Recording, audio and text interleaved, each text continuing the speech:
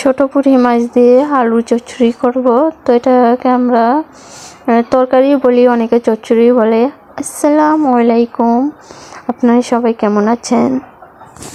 আমিও আল্লাহর রহমতে ভালো আছি। আমার ভিডিওটি কাছে কিংবা দূরে, দেশ কিংবা দেশের বাহিরে যারা দেখছেন তাদেরকে অসংখ্য ধন্যবাদ।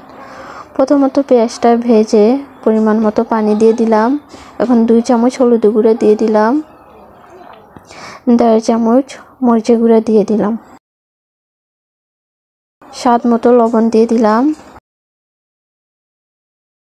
2 চামচ আদা বাটা রসুন বাটা দিয়ে দিলাম। এখন মশলাটা ভালোভাবে কষিয়ে নিব। তো এই যে আমার মশলা কষানো হয়ে গিয়েছে।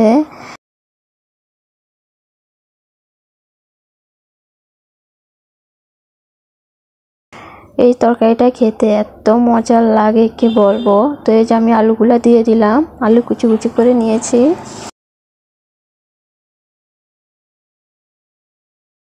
আমার ভিডিওটি যদি ইউটিউব চ্যানেল থেকে দেখে থাকেন প্লিজ সাবস্ক্রাইব করে পাশে থাকবেন। আর পুরাতন আপু ভাইয়াদেরকে অসংখ্য ধন্যবাদ। তো নাড়াচাড়া দিয়ে দিচ্ছি। এটাতে আবার কয়েক পিস টমেটো দিব, টমেটোটা দিলে খেতেও ভালো লাগে। তো প্রথমত ভেবেছিলাম দিব না, তো মা বলতেছিল যে টমেটো দাও, খেতে ভালো লাগবে।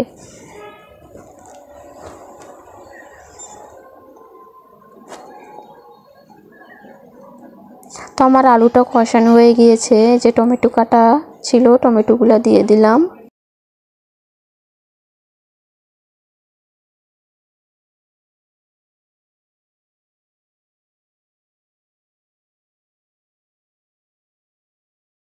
তো এই যে পরিমাণ মতো পানি দিয়ে দিলাম যেন তরকারিটা হয়।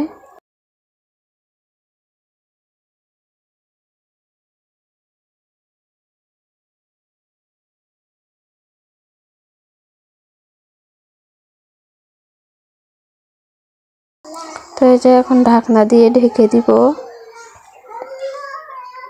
তো কিছুক্ষণ পর ঢাকনাটা উঠিয়ে নিলাম, বলক এসে গিয়েছে।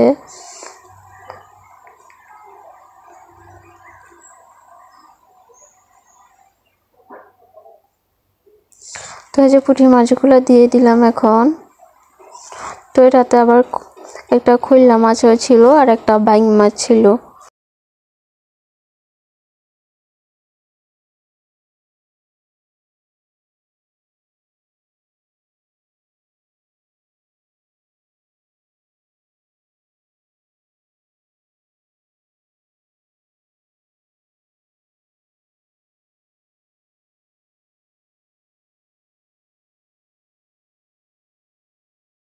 তো এখন আবার ঢাকনা দিয়ে ঢেকে দিব।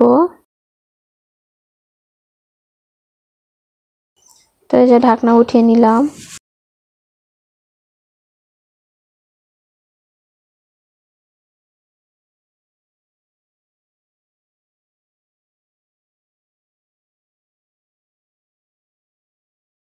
তো আমার তরকারিটা হয়ে গিয়েছে, এখন নামিয়ে নিচ্ছি একটা পাতিলের ভিতরে। তো আমার তরকারি রান্নাটা কেমন হয়েছে আপনারা সবাই কমেন্ট করে জানাবেন। আজকের ভিডিও এই পর্যন্ত। আল্লাহ হাফেজ।